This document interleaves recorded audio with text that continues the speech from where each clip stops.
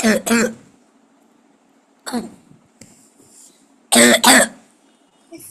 আলাইকুম উস্তাদ। স্যার আসেনি। ওয়ালাইকুম আসসালাম, কেমন আছো? আলহামদুলিল্লাহ ভালো আছি, আপনি কেমন আছেন? আসসালামু আলহামদুলিল্লাহ ভালো আলাইকুম। আছি। ওয়ালাইকুম আসসালাম, কেমন আছো আম্মু? আলহামদুলিল্লাহ ভালো আছি। আপনি কেমন আছেন? আমিও আছি, আলহামদুলিল্লাহ ভালো আছি। আসসালামু আলাইকুম। ওয়ালাইকুম আসসালাম, কেমন আছো? আলহামদুলিল্লাহ ভালো।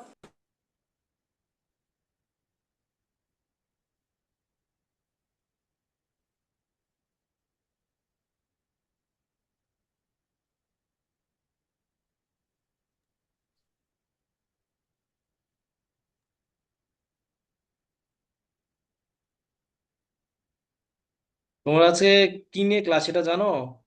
আসসালামু আলাইকুম রাহমাতুল্লাহ। একটি রহস্য, মানে ভয়ানক একটি রহস্য। আচ্ছা,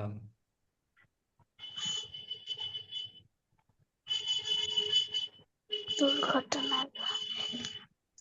আজকে দাঁড়াও আর একটু জয়েন করুক, আমি আবার শুরু করছি, দাঁড়াও।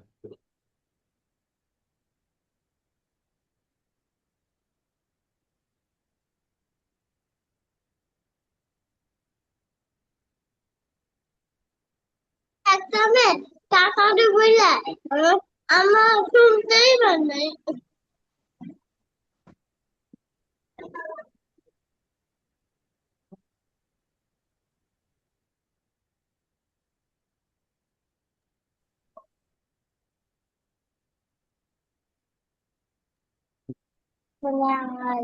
আচ্ছা শোনো, ওয়ালাইকুম আসসালাম, আজকের ক্লাসটা কিন্তু গল্প বেশি, প্লাস হচ্ছে। আসসালামু আলাইকুম রাহমাতুল্লাহি ওয়া বারাকাতুহু উস্তাদ। ওয়ালাইকুম সালাম ওয়া রাহমাতুল্লাহি ওয়া বারাকাতুহু। আচ্ছা, যেটা বলছিলাম যে আজকের ক্লাসের যে দুর্ঘটনাটা অনেক স্যাড একটা দুর্ঘটনা, আর এটা হয়তো তোমরা অনেকেই জানো সেই দুর্ঘটনা। আর এটা আমি হ্যাঁ, জানি, ওটা আমি ইউটিউবে শুনেছি।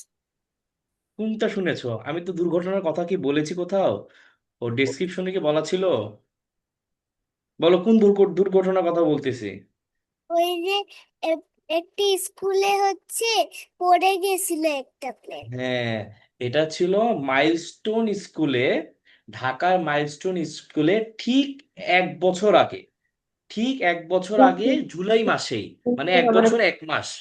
হ্যাঁ, এইরকম একটা সময়ে তোমার এই দুর্ঘটনাটা হয়। আর এটা কিন্তু অনেক কষ্টকর ছিল, কারণ সবার জন্য অনেক কষ্টকর ছিল, কারণ স্কুলে এইভাবে পড়ে মরে যাওয়াটা, এতগুলা বাচ্চা তোমাদের মতো, যারা মারা গিয়েছে অধিকাংশ বাচ্চারা কিন্তু সবাই তোমাদের বয়সের ছিল। সেজন্য এই ঘটনাটা কিন্তু অনেক কষ্টকর। কিন্তু এই ঘটনাটা সিলেক্ট করারও কিছু কারণ আছে। বুঝতে পেরেছো এই ঘটনাটা কেন সিলেক্ট করলাম? হ্যাঁ, কারণ এখানে বিজ্ঞানের কিছু বিষয় তো আছেই, কিন্তু আরো কিছু বিষয় আছে যেটা তুমি চিন্তা করবা। আজকের ক্লাসের পর যেহেতু তোমাদের ছুটি, কালকে বেশিরভাগের স্কুল নাই, একটু চিন্তা করবা এই ঘটনাটা নিয়ে। আচ্ছা, তোমাদের নিজের জীবন নিয়ে একটু চিন্তা করবা, আর এই ঘটনাটা নিয়ে একটু চিন্তা করবা। তাহলে আমরা আগে শুরু করি, তারপর হচ্ছে আমরা কি কি শিখবো সেটা নিয়ে পরে গল্প করবো, আচ্ছা?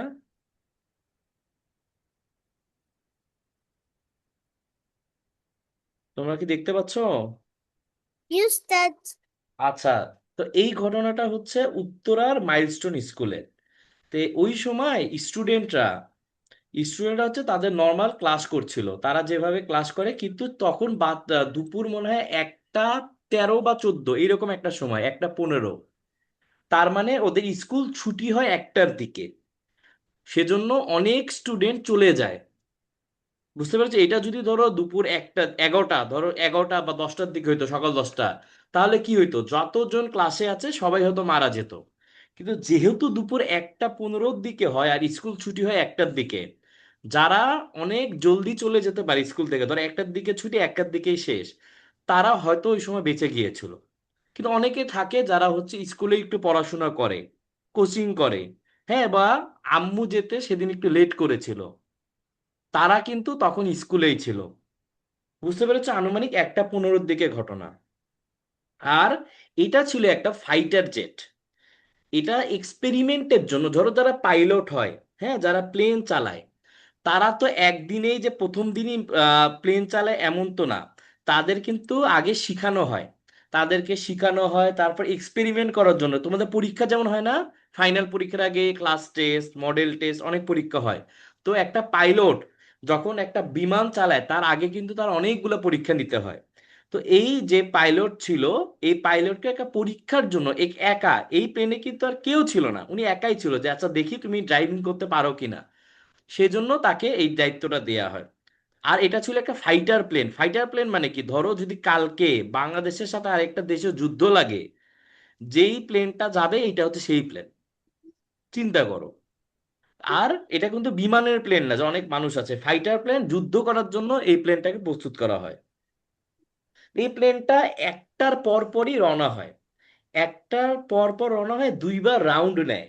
যে পাইলট ছিল সে দুইবার রাউন্ড নিতে পারে, মানে দুইবার প্লেনটা ঘুরায় সুন্দর মতো। 3 নাম্বার বার ঘোরানোর সময় দেখা যায় যে তার আর হাইটটা বেশি পাচ্ছে না, সে যে হাইট উচ্চতা পাওয়ার কথা ছিল সেই উচ্চতাটা সে পাচ্ছে না। তখন তার সাথে কিন্তু প্লেনের যারা কথা বলে সবাই কিন্তু ছিল, মানে তার নিচ থেকে তার সাথে সবাই যোগাযোগ করছিল, কারণ কি সবাই জানে এটা তার নতুন, যে কোনো দুর্ঘটনা হইতেই পারে।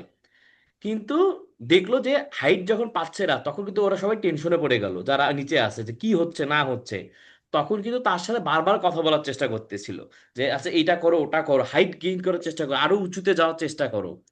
কিন্তু ওই প্লেনটা উপরে উঠতেই পারছিল না, প্লেনটা উপরে উঠতেই পারতেছিল না, আর এমনকি প্লেনটা জোরে জোরে নিচে নামতেছিল। আর প্লেনের হাইট কিন্তু খুবই কম ছিল, খুবই কম ছিল প্লেনের হাইটটা। মানে প্লেন যদি অনেক উঁচুতে থাকতো তাহলে কিন্তু পাইলট ডিসিশন নিয়েও সময় পেত, যে আচ্ছা এখন কি দৌড়াবো না লাফ দিব না কোথায় যাবো না অন্যদিকে প্লেনটা নিয়ে যাব। প্লেনটা এত দ্রুত নামছিল যে পাইলট আর সময় পাচ্ছিল না কি ডিসিশন নিবে, এত একটা ভয়ঙ্কর সিচুয়েশন। আর ঠিক কিছুক্ষণ আগে, প্লেনটা নামার কিছুক্ষণ আগে থেকেই যারা এই যে কথা বলছিল তারা তাকে ইনস্ট্রাকশন দিচ্ছিল ইজেক্ট। ইজেক্ট মানে কি জানো? যারা প্লেন চালায় ওদেরকে ইজেক্ট বলা মানে হচ্ছে তুমি প্লেন থেকে লাফ দাও। একটা বাটনের মতো আছে, যে ওইটা যদি ক্লিক করে পাইলট, তাহলে ওই সিটটা ছিটকায় চলে যাবে দূরে।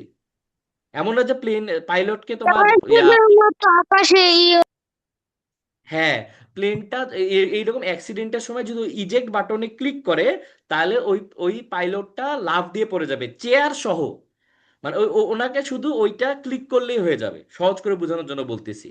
তো যারা ছিল তারা কিন্তু ওকে বারবার বলছিল তুমি ইজেক্টে ক্লিক করো, তোমার নিজের জীবন বাঁচাও। কিন্তু পাইলটটা একদম শেষ পর্যন্ত চেষ্টা করে গেছিল যে যাতে প্লেনটাকে ঠিক মতো কোথাও পৌঁছানো যায়।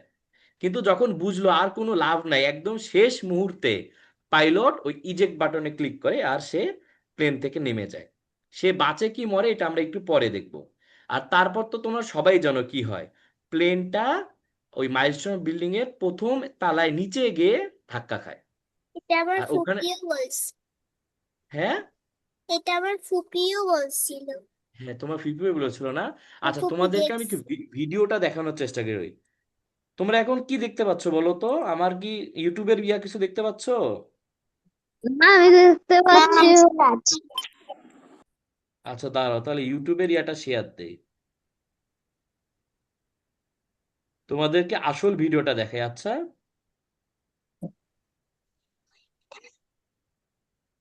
বললাম, এখন দেখতে পাচ্ছ?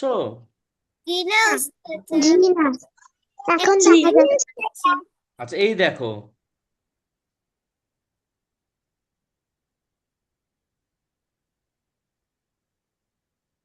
আবার দেখো এই ছোট্ট, দেখো এই যে এখানে কিন্তু এই যে, এই দেখো কালো, আর এখন দেখো ধোঁয়া উঠবে, দেখছো? আহ, কত সাংঘাতিক, কত কালো ধোঁয়া তুমি দেখছো, তার মানে চিন্তা করো কত আগুন লাগছে, কত। এটা কিন্তু আর মোমবাতির আগুন না বা কয়লের আগুন না, এটা কিন্তু একটা প্লেনের তেল আছে। ওই প্লেনের এত তেল, এগুলা সব মিলে একদম জোরে আগুন লেগে যায়, দেখছো কত জোরে উপরে উঠছে।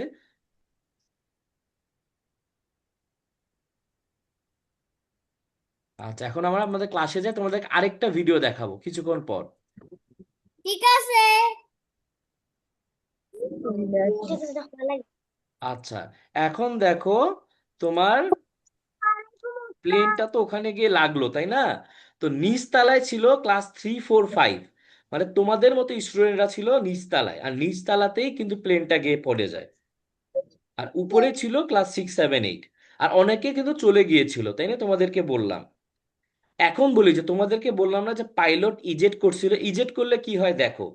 পাইলট যখন ইজেক্ট করে তখন প্লেনের সিটটা ছিটকায় দূরে চলে যায়, আর দূরে যাওয়ার পরে প্যারাশুটের মতো প্লেনটা চেয়ার দিয়ে সে বেঁচে যায়।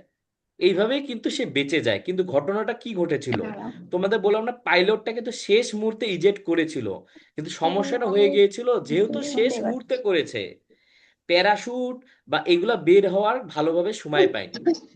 সেজন্য পাইলটও একটা জোরে ধাক্কা খেয়ে একটা স্কুলের বিল্ডিং এ পড়ে যায়। কিন্তু পাইলট যদি অনেক উপর থেকে লাফ দিত তাহলে হয়তো সে বেঁচে থাকতো, কিন্তু পাইলটও হয়তো অনেক চেষ্টা করেছিল যে কিভাবে বাঁচানো যায়। তার মানে তোমরা বুঝেছো ইজেক্ট করা কি প্লেনের, যে প্লেনে ইজেক্ট বলতে পাইলট বাঁচার জন্য একটা চেষ্টা করে যে সে নিজে এক চেয়ার থেকে ছিটকে পড়ে যাবে, আর তখন প্যারাশুটের মাধ্যমে সে বেঁচে যাবে। কিন্তু এই প্লেনের যে পাইলট ছিল সেই পাইলট সেটা করতে পারেনি, সে করেছিল কিন্তু শেষ মুহূর্তে করার জন্য সে আসলে বেঁচে যেতে পারেনি। আর এইটা ছিল সেই প্লেনটা। আর এই প্লেনটার একটা মজার ঘটনা কি জানো, এই প্লেন এটা ছিল পাইলটের ছবি। তো এই প্লেনটা তোমাদের হচ্ছে যুদ্ধর ঘটনায়, মানে যুদ্ধ লাগলে, ইন্ডিয়ার সাথে যুদ্ধ লাগলো, পাকিস্তানের সাথে যুদ্ধ লাগলো, এই প্লেনটা পাঠানো হয়। কিন্তু একটা দুঃখের বিষয়, বাংলাদেশ যে এই ফাইটার প্লেনটা ব্যবহার করে, এটা আনুমানিক 10 থেকে 15 বছর আগের প্লেন, নাকি 20 বছর, মানে অনেক আগের প্লেন। এমনকি এটা হচ্ছে চায়না থেকে আসে, আর চায়না নিজেরাই এই প্লেনের বানানো বন্ধ করে দিছে, কারণ এটা ওল্ড মডেলের প্লেন, আউটডেটেড প্লেন। তার মানে চিন্তা করো, যেই প্লেনটা বাংলাদেশে যুদ্ধ লাগলে কাজে দিবে সেই প্লেনটার অবস্থা কি খারাপ, আর সেই প্লেনটাতেই এনাকে পাঠানো হয়েছিল। আর এই ঘটনার পর এখানে কিন্তু অনেক প্রশ্ন উঠে যে আমাদের যারা পাইলট আছে তাদেরকে কি ভালোভাবে ট্রেন করা হয় কিনা। এটাও প্রশ্ন আসে যে এই রকম ফাইটার প্লেন কি আসলে ভালো, নাকি যারা আছে তারা ধরো গেল যে দায়িত্ব পালন করতেছে না।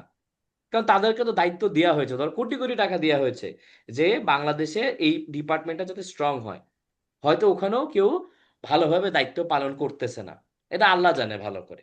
কিন্তু এখান থেকে বোঝা যায় যে বাংলাদেশের এই অবস্থাটা কত খারাপ, ফাইটার প্লেনটার অবস্থা, যে অনেক পুরাতন ফাইটার প্লেন এখানে কিন্তু ব্যবহার করা হয়। এইটা ছিল সেই ফাইটার প্লেন, যেই প্লেনটা একটুতেই সেদিন সমস্যা হয়ে গেল। আর সেই দিন, যেদিন এই ঘটনাটা ঘটে সেদিন কিন্তু একটা টিচার একটা মহিলা টিচার ছিল, ওই টিচারটা কিন্তু তার বাচ্চাদের, সে কিন্তু মানে সবাইকে বাঁচানোর চেষ্টা করে। মানে কি যখন আগুন লেগে যায় তখন কি সবাই তো পুড়ে যাচ্ছে, তখন সেই টিচারটা কি করে ক্লাসরুমে গিয়ে একটা করে বাচ্চাকে বের করার চেষ্টা করে, তিনি কয়েকটা বাচ্চাকে বের করতেও পারে। কিন্তু সেই দিন রাতেই সেই টিচারটাও মারা যায়। চিন্তা করছো সেই টিচারটা যে বাচ্চাদেরকে কত ভালোবাসতো। তোমাদের টিচাররাও কিন্তু তোমাকে অনেক ভালোবাসে, হয়তো সব সময় মাঝে মাঝে বকা দিয়ে দেয়, কিন্তু সব টিচাররাও কিন্তু তোমাদেরকে অনেক ভালোবাসে। আমাদেরকে তো পানিশমেন্টও দেয়। হ্যাঁ, পানিশমেন্টও তো দেয়, পানিশমেন্ট তো ভালোবেসেই দেয়। পানিশমেন্ট না দিলে তো ধরো অনেক সময় তোমরা ঠিক হও না, এটা তোমাদেরও দোষ আছে, তাই না? যা এইটা দেখো, আগুন লাগার পর এই ঘটনা ঘটে। এমনকি মানুষটা কত খারাপ জানো, সেদিন অনেকে যাচ্ছে জাস্ট ভিডিও বানাবে, অন্যদেরকে হেল্প করা তো দূরের কথা, জাস্ট ভিডিও বানাবে, এই জন্য অনেকে ভিড় করতেছিল, যেটা একদম ঠিক হয়নি। কারণ ওই সময় কিন্তু যত তাড়াতাড়ি সম্ভব পুলিশদেরকে ঢুকতে দেয়া, ফায়ার সার্ভিসকে ঢুকতে দেয়া, কিন্তু ওই সময় যদি এমনি মানুষ গিয়ে ধরো ছবি তুলে, তাহলে তো এটা খুবই খারাপ জিনিস হয়ে গেল, তাই না? সেরকম সেদিন কিন্তু এরকমই অনেকে করেছিল। আর সেই ঘটনার পরে তোমাদের এই দেখো যেখানে ঘটনাটা ঘটে, পাইলট প্লেয়ার এরা কিন্তু এয়ারপোর্টের আশেপাশে ঘটনাটা ঘটে, এটার পর অনেক বলে যে বাংলাদেশে, অন্য দেশে কিন্তু এয়ারপোর্টের আশেপাশে বিল্ডিং কম করতে দেয়া হয়, কিন্তু এই ছবিতে দেখো এয়ারপোর্টের আশেপাশে কতগুলা বিল্ডিং। এয়ারপোর্টের আশেপাশে কিন্তু বিল্ডিং করা উচিত না, একটু ফাঁকা রাখা আমরা একদিন উচিত। দেখেছিলাম হচ্ছে যে কিন্তু সিরিজটা একটা কথা, একটা ছেলে বেঁচেও এয়ারপোর্ট গেছে। যখন ট্রেনটা উঠছিল তখন মানে একটা মানে একদম বিল্ডিং এর প্রায় পাশ দিয়ে যাচ্ছিল ইসিবি হ্যাঁ, চত্বরে। আমিও এরকম দেখছি যে মনে হচ্ছে বিল্ডিং এর সাথে লেগে যাবে, এত বিল্ডিং বেড়ে হ্যাঁ, গেছে, এটা আমি কিন্তু অনেক ঠিক ভয় না। পেয়ে গিয়েছিলাম। আমি অনেক আর ভয় পেয়ে এটা কিন্তু গিয়েছিলাম। দেখো, চিন্তা কর, যারা এগুলা পারমিশন দেয় যে এখানে বিল্ডিং হবে, তারাও কিন্তু জেনে শুনে হয়তো তাদেরকে ঘুষ দেওয়া হচ্ছে, আর তারা সেই বিল্ডিংটা বানানোর পারমিশন দিয়ে দিচ্ছে। ওই লোকটা ভাবতেছে ভাই একটু ঘুষ নেই, সমস্যা তো নেই, এখানে তো কারো ক্ষতি করতেছি না। কিন্তু চিন্তা কর, এগুলোর জন্য যদি কোনো দিন 100 বছর পর 200 বছর পর কারো ক্ষতি হয়, ওই লোকটা যে ঘুষ নিছিল হয়তো তার গুনাহ হয়ে যাচ্ছে, 100 বছর পর তার গুনার খাতায় সেটা অ্যাড হবে। তার মানে আমরা যদি কোনো এরকম কেউ হারাম কাজ করে, তার কিন্তু পানিশমেন্ট অনেক সিভিয়ার। হয়তো ওই মুহূর্তে বোঝা যাচ্ছে না, ধরো এই যে রোড ঠিক করা, বাংলাদেশের রোড ঠিক করা, ঢাকার রোড ঠিক করা, তোমাদের জেলার রোড ঠিক করা, এটার জন্য তো কেউ না কেউ বাজেট পায়, কোটি কোটি টাকা বাজেট পায়। এখন ধরো সে পেয়েছে 100 লাখ টাকা, 100 লাখ টাকার মধ্যে সে কি করলো, 90 লাখ টাকা সে রোড ঠিক করার জন্য ব্যবহার করলো, আর 10 লাখ টাকা সে নিজে পকেটে ঢাললো। তাহলে কি হবে? ওই যে রোডে যদি কোনো কারণে একদিন অ্যাক্সিডেন্ট হয়ে যায়, চিন্তা করে একটা মানুষ মারা গেল, কত কষ্ট। আর হয়তো যে ঘুষ নিছে সে এই গুণাটা নিবে। তবে জিনিসটা কত সিভিয়ার। এখন তোমাদেরকে আরেকটা ভিডিও দেখাই, তারপর তোমাদের সাথে একটু গল্প করব। ভিডিওটা হচ্ছে, আচ্ছা, ভিডিওটা পরে দেখ, আগে একটু গল্প করে নেই। সেটা হচ্ছে, তোমরা দেখো এইরকম যে ঘটনা দেখো, এই ঘটনাটা ঘটার পরে আমি যাদেরকে চিনি, এমনকি আমিও কিন্তু অনেক স্যাড হয়ে গেছি। আর এটা একটু স্যাড না, যারা বাবা মা আছে আশেপাশে সবাই অনেক স্যাড হয়ে গেছে। কারণ কি, সবাই ভাবতেছিল আমার বাচ্চাটাও তো আজকে থাকতে পারতো। চিন্তা করে সেই মায়ের কথা, যে মাটা সেদিন ভুল করে 5 মিনিট দেরিতে স্কুলে গেছিল, সেই মাটাও চাচ্ছিল, সেই মাটা হয়তো আজীবন আফসোস করবে যে যে আমার বাচ্চাকে আমি কেন আগে নিতে গেলাম না। সেই বাচ্চা হয়তো সেই মা হয়তো এতটা আফসোস করবে। এমন অনেক কিন্তু বাচ্চা আমার ছিল।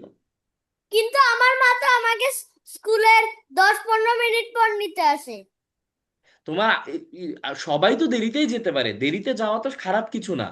কিন্তু বলতেছি, যখন সেদিন ধরো এমন অনেক সময় হলো যে আগে দেরিতে যারা আসছে তারাই বেঁচে গেল, তাই না? এটা তো ভাগ্যের বিষয়। কিন্তু বলতেছি তোমাকে যে যেই মাটা সেদিন দেরি করে গেছে, সেই মায়ের হয়তো খুব খারাপ লাগবে।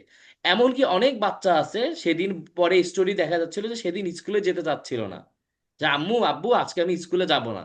কিন্তু বাবা মা কি ভালোর জন্য, তোমার না না তোমাদের স্কুলে যাওয়া উচিত, বাচ্চাটাকে পাঠিয়ে দিয়েছে। বাট সেই বাচ্চাটাও কিন্তু ফিরে আসতে পারেনি। সেই আম্মু আব্বুটার কথা চিন্তা করো, কত কষ্ট পেয়েছে। এটা বলার কারণ হচ্ছে, তোমাদের আব্বু আম্মু বা তোমাদের টিচাররাও কিন্তু তোমাদেরকে অনেক ভালোবাসে। হয়তো তোমার আম্মু আব্বু যে পারফেক্ট তা না, তোমার আম্মুও কিন্তু অনেক ভুল করে, তোমার আব্বুও কিন্তু অনেক ভুল করে। এমনকি ধরো টিচার যারা আছে, ধরো আমিও তোমার টিচার, তাই না, আমিও অনেক সময় ভুল করি। কিন্তু তোমার আম্মু আব্বু টিচার সবাই তোমাদের অনেক ভালোবাসে, যেটা অনেক সময় হয়তো বুঝাতে পারে না। কারণ আম্মু সারাদিন ব্যস্ত থাকে, আব্বু অনেক সময় ব্যস্ত থাকে, কিন্তু তোমাদের আম্মু আব্বু তোমাদেরকে অনেক বেশি ভালোবাসে, যেটা তোমরা চিন্তাও করতে পারবে না। আর এই মাইলস্টোনের ঘটনার পর সেটা বোঝা যাচ্ছিল যে যখন একটা বাচ্চা এইভাবে হচ্ছে মারা যায়, তার বাবা মা কত কান্নাকাটি করে। এমনকি সেই দিন 1 মাস আগে একটা মায়ের ইন্টারভিউ দেখছিলাম, যে সেই মা তার বাচ্চার রুম এখনো গুছায় রেখে দিছে। এই বাবা, তোমরা এইভাবে আর্জেন্টিনায় ইয়া করা কি ঠিক? তোমরা যে বলো তোমাদের পানিশমেন্ট দেওয়া হয়, কেন পানিশমেন্ট দেওয়া হয় বলো তো? এই জন্যই তো পানিশমেন্ট দেওয়া হয়। এটা তো ঠিক না বাবা। যাই হোক, যেটা বলতেছিলাম যে 1 বছর পরেও মা তার বাচ্চার রুম সুন্দর মতো রেখে দিয়েছে। যে বাচ্চা যদি, মানে বাচ্চার জন্য রুমটা আলাদা আছে, এমন না যে বাচ্চা চলে গেছে রুমটা অন্যভাবে রেখে দিয়েছে, সুন্দর মতো গুছায় রেখে দিয়েছে। চিন্তা করে একটা বাবা মা তোমাদেরকে কত ভালোবাসে। তো এই ঘটনার পর কিন্তু এটা বোঝা, তোমাদেরকে আমি একটা ভিডিও দেখাই, তাহলে হয়তো তোমরা একটু বুঝতে পারবা, যে একটা বাবার সেদিন কান্নাটা তোমাদেরকে দেখাই, দেখবা তোমরা। আমাদের স্কুলে Please আমাদের স্কুলে stand. একটা টিচার আমাদের স্কুলে একটা টিচার হচ্ছে মাইলস্টোনে পড়েছিল। তাই নাকি? যে উনি আমার হচ্ছে ওদিন একটা আসলে অনেক কান্নাকাটি করেছিল। হ্যাঁ, আমার কারণ একটা কাজিনও ওই স্কুলে ওই দিন গেছিল, কিন্তু অন্য বিল্ডিং এ ছিল বলে বেঁচে গেছে। আচ্ছা দেখো, এই যে এটা ছিল একদম বাবার কান্না, আর বাবা বারবার বলতেছিল যে কত কষ্ট হয়েছে আমার বাবুটার। চিন্তা করো বাবাটা কি কষ্ট পাচ্ছে যে তার বাবা আর নাই। দেখো ভিডিওটা একটু দেখো।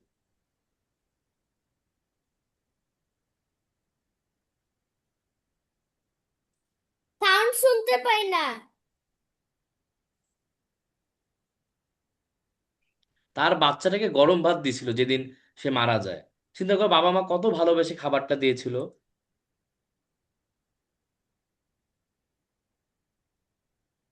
শুনতেই তো পাচ্ছি না কিছু। শোনা যাচ্ছে আচ্ছা না। শুনতে না পারলে সমস্যা নেই, আমি তো বলতেছি এখানে। বাবাটা বলছিল যে প্রথমত তাকে টিফিনের দিন গরম ভাত দিছিল, যেদিন বাচ্চাটা মারা যায় সেদিন গরম ভাত দিছিল। আর তাকে বাইরের খাবার খেতে দিচ্ছিল না। বাবা মা কি তোমাদেরকে বলে না বাইরের খাবার খেও না? কারণ কি বাইরের খাবার অনেক খারাপ কিছু থাকে। না, তো বাবা মা বানায় গরম পানি দিয়েছিল, কিন্তু তারপরেও কিন্তু বাচ্চাটা যখন মারা যায় তখন বাবা বারবার বলছিল যে ইস, আমার বাচ্চাটার কত কষ্ট হয়েছিল। আর এই ভিডিওটা দেখো, এই ভিডিওটা আরেকটা ভিডিও, তোমরা হয়তো বুঝতে পারবে যে সেদিন কি হয়েছিল। আমি সাউন্ডটা আর দিচ্ছি না, তোমরা দেখো যে সেদিন আমি বলতেছি, সেদিন এইভাবে পাইলট প্লেনে যাচ্ছিল। এইটা ছিল পাইলট, তুই জানি তৌফিক নাকি তৌফিক এইরকম একজনের নাম। তো তৌকির। যারা, হ্যাঁ মাশাআল্লাহ, তুমি তো জানো যারা নিচে ছিল তারা কিন্তু ওনার সাথে কথাই বলতেছিল ফোনের মধ্যে। ফোন না তো, ওদের যেটা ব্যবস্থা থাকে কমিউনিকেশন করার। হঠাৎ করে দেখে যে এটার উপরে উঠতেছে না, তো যারা নিচে ছিল তারা তো বলতেছিল কেন হাইট পাচ্ছ না, তুমি জলদি ইজেক্ট করো। তো কিন্তু প্লেনটা আর হাইট পাচ্ছিল না, সে হচ্ছে নিচে যাচ্ছিল তার নিচে যেতে যেতে সে পাইলট শেষ মুহূর্তে যেটা এই দেখো প্লেনটা একদম পড়ে যায়। আর পাইলট শেষ মুহূর্তে ইজেক্ট করে। একদম এই যে এইভাবে ইজেক্ট করা হয়, যে প্লেন থেকে বের হয়ে আসে। আবার দেখাই, দেখছো এইভাবে প্লেন থেকে বের হয়ে আসা যায়। কিন্তু পাইলট যেহেতু এটা শেষ মুহূর্তে করেছিল, তিনি কিন্তু আর বাঁচতে পারে নাই। আর তারপরে কিন্তু এইরকম অনেক মানুষরা কান্নাকাটি করে। বুঝতে পেরেছো? আর এখানে তোমাদেরকে যেটা বলছিলাম যে তোমাদের আম্মু আব্বু, তো- আর এখানে সেই বাবা মাটাও কিন্তু বলতেছিল, ওই বাবাটা বলতেছিল যে আমার বাচ্চাকে একটু কষ্ট হতেও দেই না। আর আর তোমার সেই দিন কত কষ্ট পেয়েছিল তোমাদের মতো যারা বেবি ছিল। আর এটা কেন কষ্ট বেশি ছিল, একটা ছিল যে আগুন লাগা, এটা কিন্তু তোমরা চিন্তাও করতে পারবে না আগুনের টেম্পারেচার কত ছিল। কারণ কি জানো, তোমাদেরকে বললাম যে একটা প্লেন যখন পড়ে যায় সেই প্লেনে কিন্তু অনেকগুলা তেল থাকে। আর আগুন কি, একটু আগুন ধরো লাগলো পানি দিয়ে দিল বেঁচে যাওয়া যায়, কিন্তু যেহেতু প্লেনে তেল থাকে ওই জন্য আগুনটা অনেক তাড়াতাড়ি বেড়ে যায়। আর অনেক টেম্পারেচার থাকে, মানে 1-2 সেকেন্ডে কেরাসিন মানুষ। তেল থাকে তাই। হ্যাঁ বাবা। কেরাসিন তেল থাকে তাই। হ্যাঁ, এই জন্য কিন্তু বাচ্চাদের অনেক কষ্ট হয়েছিল, সেই জন্য বাবা মা চিন্তা করতেছিল। এই যে আমার বেবিও তো আছে, আমার বেবিও যখন একটু ব্যথা পায় বা তোমরাও যখন একটু ব্যথা পাও, তোমার আব্বু আম্মু কত কান্নাকাটি করে, কত কষ্ট পায়। হয়তো তোমার আম্মু অনেক বকা দেয়, ওটা এক কথা, বাট তোমাদের যখন কোনো কষ্ট হয়, তোমরা যখন ব্যথা পাও, তখন আব্বু আম্মু কত কষ্ট পায়। তোমাদের একটু জ্বর হলেই বাবা মা কত কষ্ট পায়, হাসপাতালে দৌড়াদৌড়ি করে। সেখানে ওই বাচ্চাগুলো পুড়ে গিয়েছে, সেই বাবা মার কত কষ্ট, তাই না? এখানে যেটা তোমাদের বলতে চাচ্ছি যে তোমাদেরকে কিন্তু তোমাদের আব্বু আম্মুকে অনেক বেশি ভালোবাসা উচিত। হয়তো তোমাদের বাবা মা সবসময় এক্সপ্রেস করতে পারে না, এমনকি তোমাদের টিচারদেরকেও ভালোবাসা উচিত। তোমাদের টিচাররাও হয়তো সবসময় বলতে পারে না মুখে যে তোমাদেরকে আমি অনেক ভালোবাসি, কিন্তু তোমার আব্বু আম্মু তোমাকে অনেক ভালোবাসে। হয়তো যে বাচ্চারা মারা গিয়েছে, হয়তো তারা ওই 2 মিনিট কষ্টের পরে হয়তো তারা জান্নাতে চলে গিয়েছে, তাই না? হয়তো তারা এখন জান্নাতে ঘোরাঘুরি করতেছে, ওয়েট করতেছে আব্বু আম্মুর সাথে কবে দেখা হবে। কিন্তু তারা তো অনেক হ্যাপি, কারণ কি তারা তো জান্নাতে চলে গিয়েছে ইনশাল্লাহ। ছোট ছোট বেবিরা তোমাদের মতো, কিন্তু বাবা মার কত কষ্ট, সেই বাবা মার কত কষ্ট যে হয়তো 30 বছর বেঁচে থাকতে হবে ওই বাচ্চা ছাড়া। সেজন্য তোমাদের যেটা বলবো যে তোমার আব্বু আম্মুকে যাতে অনেক ভালোবাসো, তোমার আব্বু আম্মুকে ভালোবাসা যাতে কমতি না হয়। আর যাদের সম্ভব আব্বু আম্মুকে এখনই আই লাভ ইউ বলে দিবা, নাই কিন্তু পরে অনেক আফসোস হবে। ওকে? তোমার আব্বু আম্মু তোমাদের টিচার, কিন্তু সবাই তোমাদেরকে অনেক ভালোবাসে। আর সবাই যে পারফেক্ট তা না, তোমার আব্বু যে পারফেক্ট তা না, তোমার আম্মু পারফেক্ট তা না, তোমার টিচারও পারফেক্ট তা না, কিন্তু অ্যাটলিস্ট তোমার আব্বু আম্মু টিচার তোমাদেরকে অনেক ভালোবাসে। বুঝতে পেরেছো? তো এইটা যাতে তোমরা মাথায় রাখো, হ্যাঁ। আর যাদের পক্ষে সম্ভব আব্বু আম্মুকে আই লাভ ইউ বলবা, ভালোবাসা এক্সপ্রেস করবা। কারণ হচ্ছে এটা একটা জীবনের সত্য যে একদিন না একদিন এই দুনিয়াতে তোমার আব্বু আম্মুর সাথে তোমার সেপারেশন হবেই হবে। এটা 100% সত্য। হয়তো তুমি ভাবতেছো আচ্ছা মাইলস্টোনের মতো আমি তো বেঁচে গেলাম, কিন্তু ঘটনাটা হচ্ছে এই মাইলস্টোনে যে ঘটনাটা ঘটেছে, বাচ্চা মারা গেছে, বাবা বেঁচে আছে, মা বেঁচে আছে। পৃথিবীতে একটা এইটা ঘটবে, আইদার তুমি মারা যাবা, তোমার বাবা মা বেঁচে থাকবে, অথবা তোমার আব্বু আম্মু মারা যাবে, তুমি বেঁচে থাকবে। আর এইটা তোমাকে ফেস করতেই হবে। আর ওই দিনটা অনেক কষ্টকর হবে, তাই না? ভালো দিক হচ্ছে হয়তো সেই সেপারেশনের পরে তুমি যদি ভালো মানুষ হও, তুমি যদি ভালো মুসলিম হও, তোমার আব্বু আম্মু যদি মুসলিম হয় ভালোভাবে, তাহলে হয়তো জান্নাতে তোমরা আবার দেখা করতে পারবে, একসাথে আবার থাকবা। সেজন্য এই দুনিয়ার লাইফটা কিন্তু অনেক ইম্পর্টেন্ট, যে আমরা কি ভালো মুসলিম ছিলাম কিনা, আমরা যাদেরকে ভালোবাসি তারা কি ভালো মুসলিম কিনা। এই জন্য কিন্তু আল্লাহ কোরআনে বলেছে যে তোমরা নিজেরা আগুন থেকে বাঁচো আর তোমাদের পরিবারকেও বাঁচাও। সেজন্য তোমরা নিজেরা শুধু বাঁচলে হবে না, তোমরা যাদেরকে ভালোবাসো তাদেরকেও বাঁচাতে হবে। আর চেষ্টা করতে হবে যাতে জান্নাতে একসাথে থাকতে পারো, না হলে তো সব শেষ। জান্নাতে যদি একসাথে না থাকতে পারো তাহলে কি লাভ, তাই না? আর যেটা বললাম, দুনিয়াতে আব্বু আম্মুর সাথে সেপারেশন হবে, এটা তোমাদেরকে ফেস করতেই হবে। সেজন্য আব্বু আম্মুকে যাতে তোমরা এখন থেকে অনেক বেশি ভালোবাসো, আর যারা প্রকাশ করতে পারো আব্বু আম্মুকে আই লাভ ইউ বলিও। কারণ কি, তোমার আব্বু আম্মু তোমাকে অনেক ভালোবাসে, সব সময় হয়তো প্রকাশ করতে পারে না কাজের জন্য। তোমাদের জন্যই তো আব্বু সারাদিন দৌড়াদৌড়ি করে, তাই না? তোমার জন্যই তো আম্মু সারাদিন কষ্ট করে। তো তোমার আব্বু আম্মুকে ভালোবাসাটা এক্সপ্রেস করবে। যাই হোক, আচ্ছা আমাদের ক্লাসটা এখানেই শেষ। তার আগে বলি না, আমাদের কিছুদিন আগে একটা স্পেশাল স্টাডি স্কিলসের ক্লাস হয়েছিল, কারা কারা এসেছিল তোমরা? আমি আসতে পারি। তুমি আসতে পারো, সমস্যা নেই। যারা এসেছিলা, যারা রেজিস্টার করেছিলা, তাদের কিন্তু আরেকটা স্পেশাল ক্লাস নেওয়া হবে। তোমরা জানতে পারো যে একটা, হ্যাঁ শুক্রবারে, মানে কালকেই। এটা আমি ঢুকেছিলাম। হ্যাঁ মাশাল্লাহ, কালকে কিন্তু তোমাদের একটা স্পেশাল ক্লাস নেওয়া হবে যারা রেজিস্টার করেছিলা। আর যারা রেজিস্টার করো নাই প্রথম ব্যাচের জন্য, তাদের জন্য একটা ভালো নিউজ, যে ইনশাল্লাহ নেক্সট ব্যাচের রেজিস্ট্রেশনটা কিন্তু শুরু হয়ে যাচ্ছে। ইনশাল্লাহ আমি গ্রুপে তোমাদেরকে লিংক দিয়ে রাখবো। তোমরা ইনশাল্লাহ যারা রেজিস্টার করতে চাও তারা ইনশাল্লাহ রেজিস্টার করে ফেলতে পারো। ওকে, তার মানে যারা প্রথম ব্যাচের স্টুডেন্ট তাদের কালকে একটা স্পেশাল বোনাস ক্লাস হবে, কেউ মিস দিবা না। সেকেন্ড অ্যানাউন্সমেন্ট হচ্ছে, যারা অলরেডি তোমার কখনো করোনি রেজিস্টার এই স্টাডি স্কিলসের কোর্সে, তোমরা চাইলে সেকেন্ড ব্যাচের জন্য রেজিস্টার করতে পারবা। আর মনে রাখবা, আজকের ক্লাসের মেইন অ্যাকশন পয়েন্ট, ফ্রি। তোমরা তোমাদের আব্বু আম্মুকে ভালোবাসা এক্সপ্রেস করবা, বুঝাবা যে তুমিও তোমার আব্বু আম্মুকে অনেক ভালোবাসো। বুঝতে পেরেছো? কারণ একদিন তোমার আব্বু আম্মু থাকবে না, বা একদিন তুমি থাকবে না, এটা তোমাকে ফেস করতেই হবে। এই রিয়েলিটি থেকে দৌড়ে পালানোর কোনো লাভ নেই। বুঝতে পেরেছো? 1 বছর পর হোক, 2 বছর পর হোক, 1 মিনিট পর হোক, 10 বছর পরে হোক, এইটা হবেই। যে এই পৃথিবীতে তোমরা এখন 3 জন একসাথে আছো, এক সময় একজন কমে যাবে, হয়তো 2 জন থাকবা, আবার আরেকজন কমে যাবে। বুঝতে পেরেছো? তো অনেক মানুষ কি করে জানো, বাবা মা মরে যাওয়ার পর বা সন্তান মরে যাওয়ার পর আফসোস করে। তখন কিন্তু আফসোস করে লাভ নেই, কারণ ওই মানুষটা আর থাকে না। তো তোমরা যাতে তোমার আব্বু মুখে ভালোবাসাটা এক্সপ্রেস করতে পারো।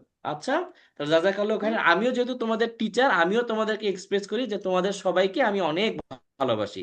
অনেক সময় হয়তো একটু অবহেলা করে ফেলি, বকা দিয়ে দেই, হ্যাঁ, বা হয়তো একটু ভুল করে ফেলি, কিন্তু তোমাদের সবাইকে আমি খুব খুব ভালোবাসি। ওকে, আর আমার খুব ইচ্ছা যে তোমাদের সবার সাথে আমার যাতে একদিন দেখা হয়, আর তোমাদের যাতে আমি রেগুলার প্রত্যেক দিন 7 দিনেই ক্লাস নিতে পারি। ওকে, ইনশাআল্লাহ আল্লাহ এই ইচ্ছাটা কবুল করুক। জাযাকাল্লাহ খাইরান সবাইকে জয়েন করার জন্য। আমি তোমার সাথে আমরা আমাদের ক্লাসে আসবো। শেষ করি। আচ্ছা, আসসালামু আলাইকুম। ওয়ালাইকুম আসসালাম ওয়া রাহমাতুল্লাহি ওয়া বারাকাতুহু। আসসালামু আলাইকুম। আশহাদু আল্লা ইলাহা ওয়ালাইকুম আসসালাম। ইল্লাল্লাহ।